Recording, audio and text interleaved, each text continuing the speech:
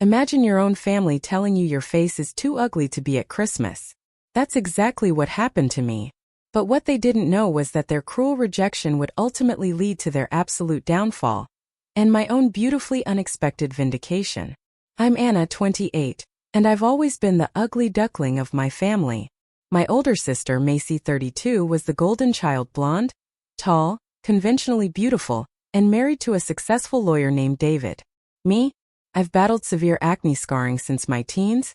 I'm shorter and heavier, and I've spent my entire life feeling like the family disappointment. My parents never tried to hide their favoritism. Macy received beautiful new clothes, a generous college fund, and endless encouragement. I got hand-me-downs and constant lectures about making the best of what God gave me. When Macy married David 3 years ago, my parents acted like they'd won the lottery. He was handsome, wealthy, drove a BMW, and treated them like royalty. They practically worshipped the ground he walked on. The contrast between our childhoods was stark, almost cruel. For Macy's 16th birthday, they threw a massive party at the country club, rented the ballroom, hired a DJ, invited half the town. Photos of Macy, looking like a princess in a gorgeous white dress, still hang in their living room. When I turned 16, a small cake at home and a Target gift card. My mom claimed they couldn't afford a big party that year, even though my dad had just gotten a promotion. Macy later confessed Mom didn't want to waste money on a party for me since I wouldn't have many friends to invite anyway. She was right. I only had 2 close friends, both of whom my family treated with polite, chilling distance. The favoritism permeated every aspect of our lives. Macy received a brand new Honda Civic for her 17th birthday, in her favorite color. I got driving lessons and was told I could share the old family sedan, which meant I had to beg for permission and meticulously explain my every destination. Macy's college tuition was paid in full. I was told to earn my way, and took out student loans I'm still paying off. Even our childhood bedrooms screamed their preference. Macy's room was redecorated 3 times during high school, because she kept changing her mind about colors and themes. My room? The same faded purple walls from middle school until I moved out. When I dared to ask about repainting, Mom said we needed to focus on Macy's needs first, since she was the one bringing friends over. But the deepest cuts came from their constant comments about my appearance. I was maybe 12, standing in front of the bathroom mirror, trying to figure out my first pimples, when Mom walked in, sighed, and said, "Oh honey, we really need to get you to a dermatologist." The implication was clear. Macy never had these problems. As if I'd chosen bad skin to spite them. When my acne worsened in high school, they did take me to a dermatologist, but the complaints about the costs were constant. $200 a month for Anna's face medicine, Dad would mutter, while they never batted an eye at Macy's highlights, manicures, or her personal trainer before prom. My weight was another frequent target. Macy was naturally tall and thin. I inherited Dad's shorter, stockier build. By middle school, Mom was scrutinizing my dinner portions and suggesting I take up jogging like Macy. Macy herself would chime in with helpful suggestions about my clothes or makeup, always delivered with that fake sweet voice that made my stomach churn. High school was brutal. Macy was homecoming queen, prom queen, student council president. Essentially everything I wasn't. She dated the star quarterback and had dozens of friends. My parents beamed with pride at every school event she graced. I was in the science club and volunteered at an animal rescue, but those achievements never seemed to register. When I won a regional science fair, Dad's only comment was, "That's nice, honey," before immediately asking Macy about her upcoming cheerleading competition. When Macy announced her engagement to David, you would have thought she'd cured cancer. Mom cried happy tears, Dad popped champagne, and they immediately began planning an elaborate party. It was all about the show, the impressing of people, the massive diamond that cost more than most cars. I met Jake 8 months before that fateful Christmas. He was kind, funny, a veterinarian, and somehow saw past all my physical flaws to love me for who I am inside. I was head over heels. I was nervous about introducing him, but I hoped that as adults things might be different. Maybe they'd finally see I deserved happiness too. I spent weeks building up the courage to invite him for Christmas dinner. I should have known better. I called Mom to confirm our plans, and that's when she dropped the bomb. "Honey," she said, using that sickeningly sweet voice that always preceded a gut punch. Maybe you shouldn't come for Christmas this year. I was stunned. What? Why? She fumbled. Well, David will be here, and you know how he gets around certain people. We don't want your face ruining the family photos, or making anyone uncomfortable. Before I could even process the words, Dad got on the phone. Some people are just too distracting, sweetie. You understand. Then Macy chimed in from the background. He gets really uncomfortable around ugly women. It's not personal, Anna. It's just how he is. I hung up and cried for hours. Jake found me sobbing on the couch. He was absolutely livid, but I begged him not to make a scene. I was used to it even if it still shattered me. We spent Christmas alone together and honestly, it was one of the best Christmases I'd ever had. Jake cooked an incredible dinner: prime rib, garlic mashed potatoes, green bean casserole from scratch, homemade rolls. He clearly poured thought and effort into making the day special for us. We exchanged simple gifts. A vintage veterinary textbook for him, a beautiful necklace with a small sapphire pendant for me.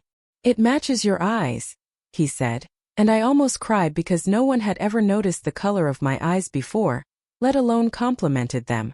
That night, by the fireplace in his apartment, surrounded by wrapping paper and full from dinner, Jake got quiet. He took my hands in his. Anna, he began, I know this year has been hard for you. I know they've hurt you in ways that cut deep, but I need you to know something. You are the most incredible woman I've ever met. You're kind to every animal, even the ones that try to bite you. You remember the names of all the elderly clients and ask about their grandchildren. You cry during sad movies and laugh at my terrible dad jokes. You're beautiful inside and out, and I can't imagine my life without you. Then he got down on one knee and pulled out a vintage ring. A simple but elegant setting with a diamond that had belonged to his grandmother. My grandmother would have loved you, he said. She always said I should marry someone who had a good heart above everything else. Will you marry me, Anna? I said yes through happy tears, finally feeling like someone truly wanted me. It was intimate, heartfelt, and focused on us, not on making a spectacle. But here's where it gets interesting. Jake isn't just any veterinarian. His family owns a chain of high-end veterinary clinics across 3 states. His father is a renowned veterinary surgeon, and his mother, Margaret, is a successful businesswoman. Jake himself is brilliant. A doctorate in veterinary medicine, speaks 3 languages, volunteers at animal rescue organizations. And he's incredibly handsome in a quiet, rugged way. Think less flashy lawyer, more country vet who saves puppies for a living. The thing is, Jake dresses simply. Jeans, flannel shirts, work boots. He drives a practical pickup truck because of his job. He's incredibly humble about his family's wealth and success, saying it helps him connect with clients and their pets. If you saw him on the street, you'd think he was just a regular working guy. I never told my family any of this because, frankly, after years of their treatment, I'd stopped sharing details about my life with them. They never asked about Jake beyond his name, never showed interest in meeting him, never cared about my happiness. So they had no idea who I was actually marrying. By the way, if you're hooked on this saga of betrayal and unexpected blessings, make sure to hit that subscribe button. More jaw-dropping stories are coming, trust me. The wedding was small and beautiful. Jake's family welcomed me with open arms, judging me on my character, not my appearance. His mom even helped me find a dress that made me feel beautiful for the first time in my life. His dad walked me down the aisle since my own father, along with my mom and Macy, claimed they were busy that weekend. The contrast between Jake's family and mine was stark from the moment I met them. Jake's parents, Margaret and Robert, invited me for dinner 2 weeks after our engagement. I was terrified. Years of my family's criticism had me expecting judgment. Instead, Margaret greeted me with a warm hug, complimenting my simple earrings. Robert shook my hand firmly, saying he'd heard wonderful things about me from Jake. During dinner, they asked thoughtful questions about my work, my college experience, my interests. They listened with genuine interest. When I mentioned my parents wouldn't be attending the wedding, Margaret's face softened. "Oh, honey, I'm so sorry," she said. "But you know what? Family isn't always about blood. Sometimes we get to choose our family, and we choose you." Robert added, "It would be my honor to walk you down the aisle if you'd like." I started crying right there at their dinner table. Jake's sister Amy was equally welcoming, immediately including me in sister activities. She never once commented on my appearance or compared me to anyone. "We're going to find you something that makes you feel like the gorgeous bride you are," she said about wedding dress shopping, and she meant it. In that bridal shop with Jake's family, I felt like a princess. Truly beautiful. The wedding day itself was perfect. We held it at a beautiful garden venue with about 50 guests, mostly Jake's family and friends. When Jake saw me walking down the aisle on Robert's arm, he started crying. Later, he told me it wasn't just because I looked beautiful, but because seeing his dad give me away felt like the final piece of our family puzzle falling into place. The reception was pure joy.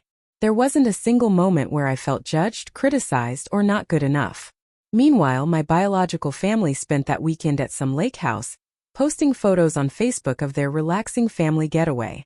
Macy posted a picture of herself in a bikini with the caption, "Family time is the best time." Mom commented, "My beautiful girls." Except I wasn't there, so apparently I didn't count as one of her girls anymore. It stung. But Jake's family kept me so busy with love and celebration that I barely had time to dwell on it. Our photographer friend captured pure joy and love.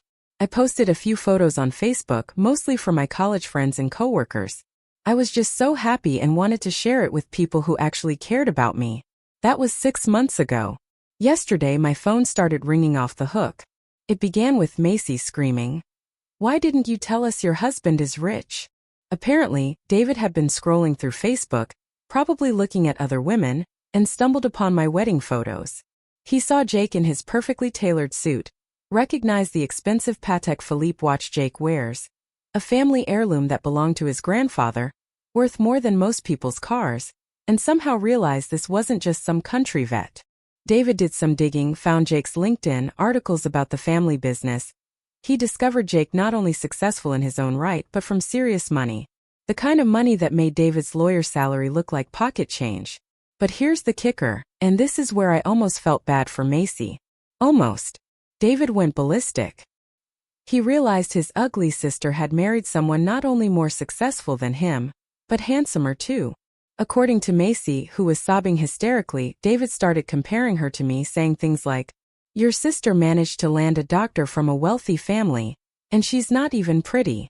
What does that say about you?" The man who couldn't stand to be around me because of my appearance suddenly couldn't stop talking about how my husband was out of my league, and wondering what Jake saw in me that he didn't see in Macy. David had a complete meltdown. He told Macy he'd married the wrong sister and wanted a divorce. Macy came home to divorce papers on the kitchen table and David's belongings gone. She called me, begging me to talk to Jake, asking if he had any single friends, demanding to know why I never told them about Jake's family. The same sister who called me too ugly for Christmas dinner was now desperate for my help. Mom called next, suddenly very interested in meeting Jake and welcoming him to the family properly. She kept asking when we were visiting how sorry she was they missed the wedding, how she'd love to host us for dinner. Dad called after that, talking about how family is everything, and how they'd always supported my choices. He actually had the audacity to say he'd always known I'd find someone special, and was proud of me for landing such a catch. The phone calls kept coming. Aunts and uncles I hadn't heard from in years, suddenly wanting to reconnect. Cousins asking for Jake's business card for their pets. Family friends wanting to be Facebook friends again after years of ignoring me. But the most pathetic call came from Macy again. This time asking if Jake was hiring at his clinics, and whether he might be interested in dating a recently single woman who's always loved animals. Yes, read it. My sister, who called me too ugly for Christmas dinner, actually asked if my husband might want to date her after her divorce. I told her Jake was happily married and hung up. Jake thought the whole situation was hilarious, watching me field these calls with amusement. "Weren't these the people who were too busy to come to our wedding?" he'd quip. His mom said, "People like your family are exactly why Jake keeps his background quiet." The phone calls that followed were absolutely surreal, revealing just how shallow my family truly was. Macy's second call was the worst, alternating between rage and desperation. "We're your family," she screamed. "You should have told us he was rich. We could have been networking with his family this whole time." I calmly pointed out they'd never shown any interest in Jake as a person, Never asked about his work beyond his job title. Never wanted to meet him. Why would I share details about someone you clearly didn't care about? I asked. That's not the point. Macy shot back. You knew we could have benefited from knowing his family. Dad could have referred clients to his father's clinics. I could have made connections for David's firm. You're so selfish, Anna. The irony was incredible. I was selfish for not leveraging my relationship for their benefit, but they weren't selfish for excluding me from family events because of my appearance. Mom's calls were somehow even worse because of how fake they sounded. She kept using this syrupy sweet voice. Sweetie, we just want to be part of your happiness. We're so proud of you for finding such a wonderful man. When can we meet him properly? I want to cook his favorite meal. When I reminded her that she told me not to come to Christmas because my face would ruin things, she had the audacity to say, "Oh honey, you know I didn't mean that the way it sounded. I was just trying to protect you from David's rudeness. You know how some men can be uncomfortable around." Well, different types of people. Different types of people? I repeated, my voice shaking. You mean ugly people, Mom. That's what you said. Don't put words in my mouth, Anna. I never said that. But I had witnesses. Jake had heard the entire phone call that day. So had Macy, who had literally agreed that David got uncomfortable around ugly women. Dad's approach was different, but equally transparent. He tried to bond with me over Jake's success, talking about how he'd always known I was smart enough to recognize a good man, and how successful people tend to find each other. He kept steering the conversation toward Jake's business, asking about expansion plans and whether they needed legal counsel. When I pointed out he'd never shown interest in my judgment before, he got defensive. That's not fair, Anna. I've always supported your decisions. Maybe I haven't always expressed it the way you wanted, but I've always wanted the best for you. The best for me was being excluded from Christmas?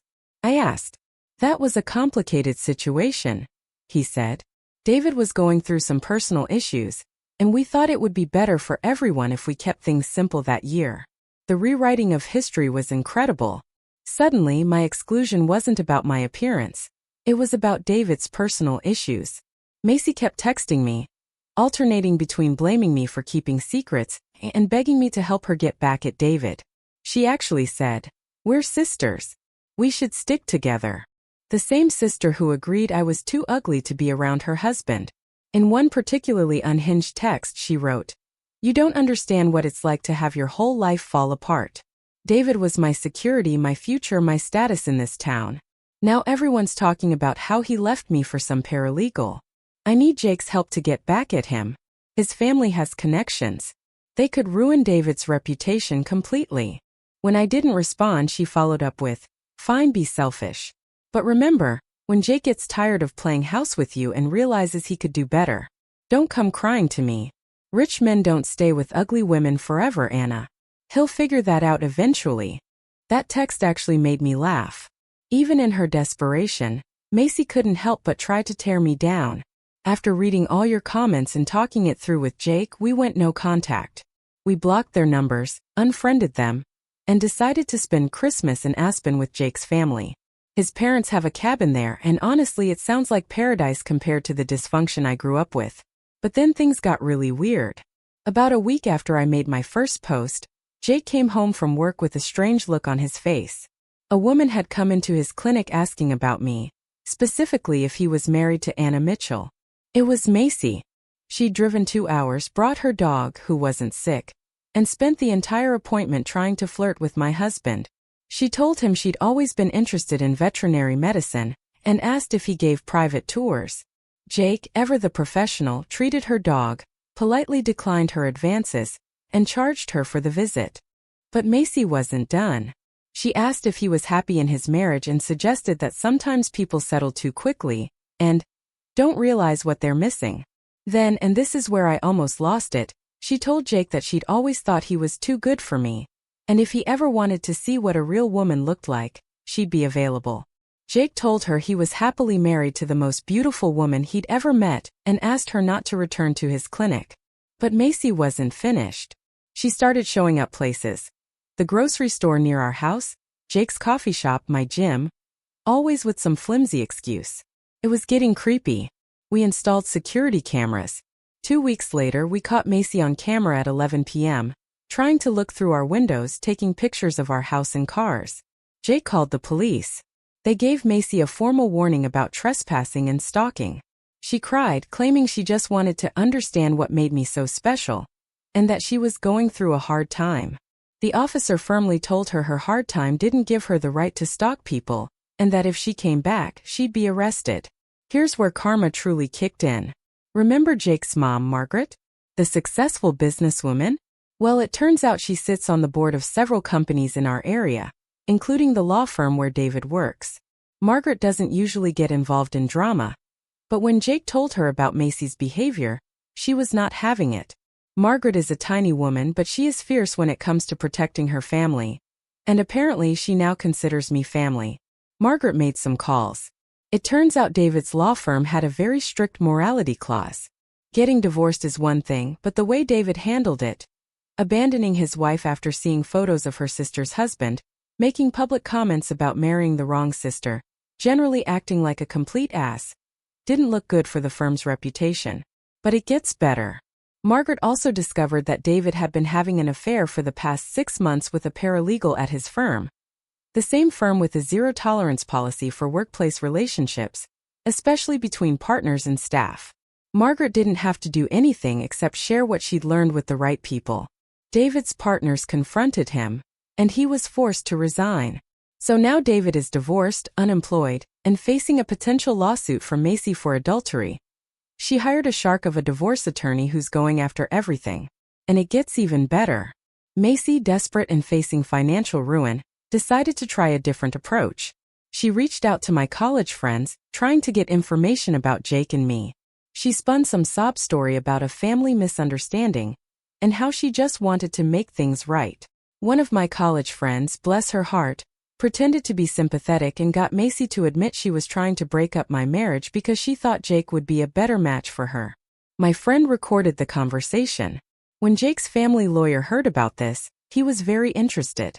Apparently, what Macy was doing could be considered harassment and intentional interference with the marriage, both of which carry legal consequences. Macy received a cease and desist letter last week, delivered to her at my parents' house. She's been ordered to stop all contact with Jake and me, stop visiting places we frequent, and stop trying to interfere with our marriage. If she violates the order, she faces both criminal charges and a civil lawsuit. My dad called me from a number I hadn't blocked yet, leaving a voicemail saying Macy's behavior was unacceptable, and that they don't condone what she's been doing. He said they were disappointed in her, and wanted to apologize for the family drama. Too little, too late, Dad. The absolute best part? Jake's success and our happy marriage have become the talk of our small town. People are talking about the veterinarian who married the Mitchell girl, and how happy we seem together. Several people have mentioned to mutual acquaintances that they always thought I was sweet, and that Jake seems like a great guy. Meanwhile, Macy is now known as the woman who stalked her sister's husband after her own marriage imploded. David is known as the lawyer who threw away his career over Instagram photos. The whole family's reputation in town is pretty much shot. And Jake and I? We're better than ever. This whole situation has actually brought us closer together. Seeing how he protected me and stood up for me, how his family rallied around me, and how he never once made me feel like I was the problem has been incredible. We're planning to start trying for kids next year. And Jake's parents are already talking about converting one of their guest rooms into a nursery. I have the family I always wanted. Just isn't the one I was born into. Last week, Jake surprised me with early Christmas presents, plane tickets to Paris and a reservation at a restaurant I've always dreamed of going to. He said he wanted to take me somewhere beautiful because beautiful women deserve beautiful places. I cried happy tears. He knows about this post, by the way, and thinks it's hilarious. He says Reddit has better judgment than my biological family ever did. He's not wrong. So I want to hear from you. Have you ever had to choose your family? Or faced a situation where people only wanted you for what you could provide? Tell me what you think in the comments below. I read every single one.